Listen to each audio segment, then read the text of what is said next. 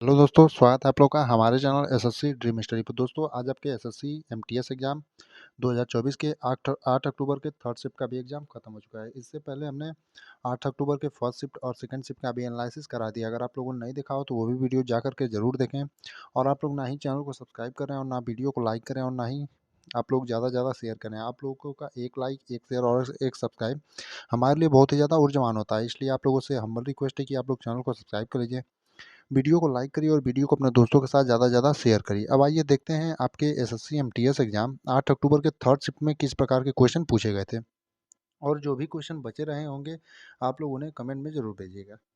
पहला क्वेश्चन था काल बैसाखी किस राज्य से संबंधित है, यानी जो काल बैसाखी हो वो किस राज्य से संबंधित है, ये क्वेश्चन आपसे पूछा था।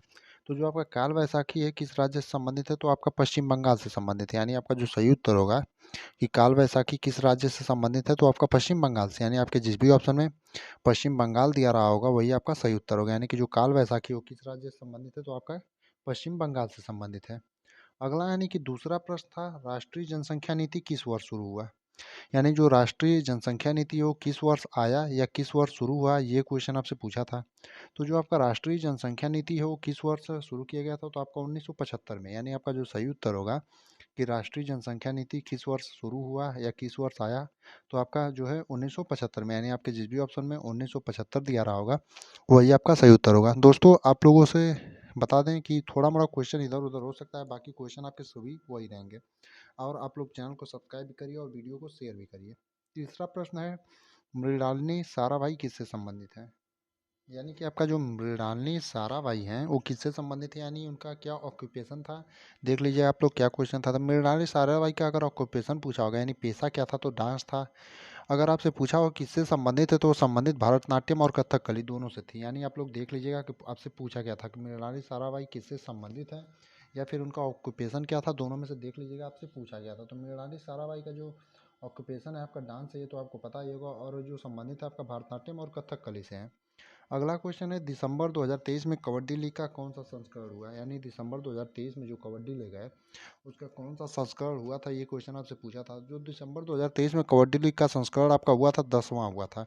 यानी आपके जिस भी ऑप्शन में 10वां दिया रहा होगा वही आपका सही उत्तर होगा। यानी कि 10वें संस्करण जो है दिसंबर 2023 में कबड्डी लीग का हुआ था। और इससे पहले आपसे एक दिन क्वेश्चन पूछा था कि कबड्डी लीग जो है वीवो पीकेएल यानी पीकेएल जो है प्रो कबड्डी लीग, उसकी शुरुआत कब हुआ था, तो उसकी शुरुआत जो है 2014 में हुआ था। 2014 में पहला लीग संस्करण था, और अब से 2023 में जो हुआ था उसी से गिनेंगे तो आपका 10वां आ जाएगा।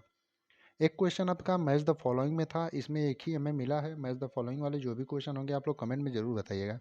क्वेश्चन था कि आर्य समाज का संस्थापक कौन था, यानी आर्य समाज का संस्थापक, ये आपसे मैच द फॉलोइंग में क्वेश्चन पूछा था कि आर्य समाज का संस्थापक कौन था।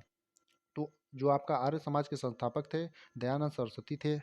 और कब किया था आर्य समाज की स्थापना, तो 1875 में। यानी आपका जो सही उत्तर होगा आर्य समाज के संस्थापक कौन थे, दयानंद सरस्वती। यानी आपके जिस भी ऑप्शन में दयानंद सरस्वती दिया रहा होगा वही आपका सही उत्तर होगा। अगर आपसे पूछे कि आर्य समाज की स्थापना कब की गई थी, तो 1875 में। बात करें अपने अगले यानी कि छठवें प्रश्न की, तो छठवां प्रश्न ये था कि शतरंज में गंबिट गैम्बिट क्या होता है, यानी शतरंज में जो गैम्बिट होता है वो क्या होता है, ये क्वेश्चन आपसे पूछा था। तो शतरंज में गैम्बिट आपका मोहरे का त्याग करना होता है। यानी एक तरह से जब हम मोहरे को बलि दे देते हैं, यानी कि अपने मोहरे को जो शुरू में चाल में बलि दे देते हैं उसी को कहते हैं गैम्बिट।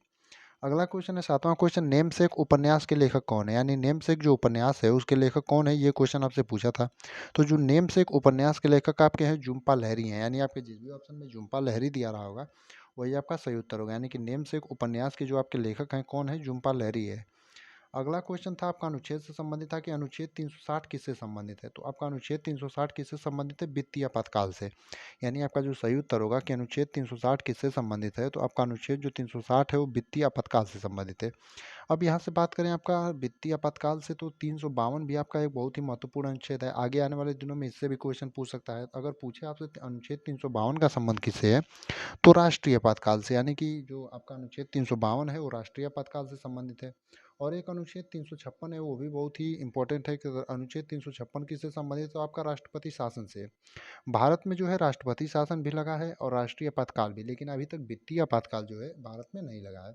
तो अगर आपसे क्वेश्चन यही पूछा था कि अनुच्छेद 360 किससे संबंधित है, तो अनुच्छेद 360 का संबंध जो है वित्तीय आपातकाल से। यानी आपके जिस भी ऑप्शन में वित्तीय आपातकाल दिया रहा होगा वही आपका सही उत्तर होगा।